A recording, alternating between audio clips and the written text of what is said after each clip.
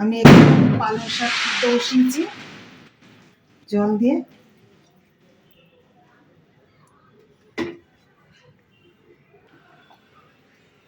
এর মধ্যে আমি পেঁয়াজ একসঙ্গেই সব সিদ্ধ করে নিচ্ছি। রসুন আছে কয়েক কোয়া আর আদা, সব একসঙ্গে একটু বয়েল করে নেবো, তারপরে পেস্ট করব।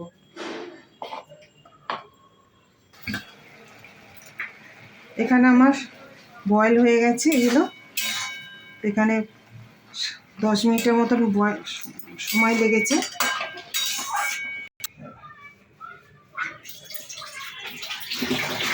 তেল দিলাম,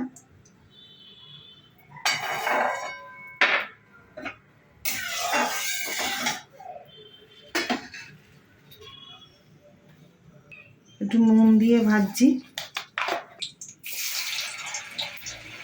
পনিরটা ভাজা বসিয়েছি, সব কড়াই পনিরগুলো দিয়ে দিচ্ছি। তারপরে পালং শাকটা ঠান্ডা হয়ে গেছে, এটা পেস্ট করে দেব।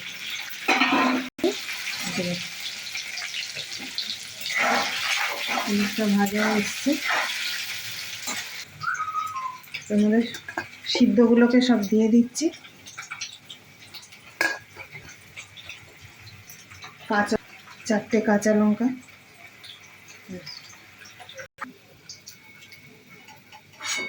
পনিরটা ভাজা হয়ে গেছে।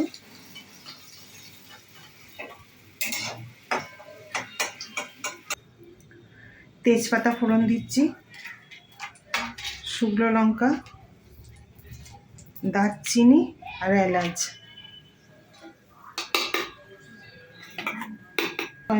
যে পালং শাকের পেস্টটা দিচ্ছি,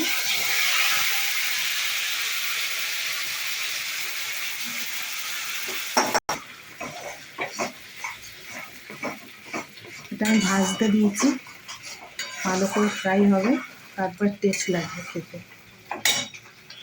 হলুদ দিচ্ছি, আর এখানে জিরে ধনের গুঁড়ো আছে।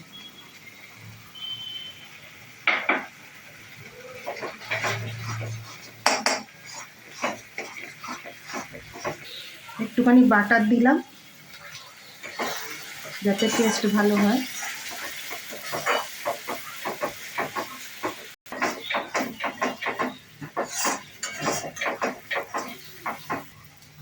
নুন দিচ্ছি অল্প করে,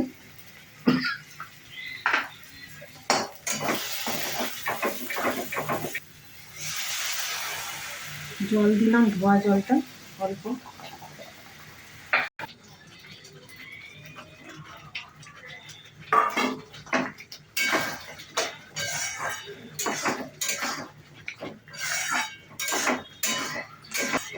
পনিরটা দিয়ে ভালো করে নাড়ালাম। এবার একটু ঘি দেবো আর মিষ্টি দেবো, একটু অল্প করে চিনি দিলাম,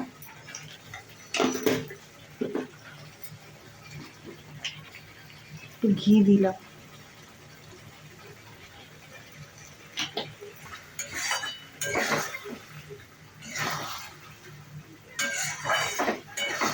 আমার এবার পনিরটা হয়ে গেছে। এটা পরোটার সঙ্গে, রুটির সঙ্গে খুব ভালো লাগবে, বা ফ্রাইড রাইসের সঙ্গে। যদি এই রান্নাটা আপনাদের ভালো লাগে তাহলে কমেন্ট করে জানাবেন, সাবস্ক্রাইব করবেন।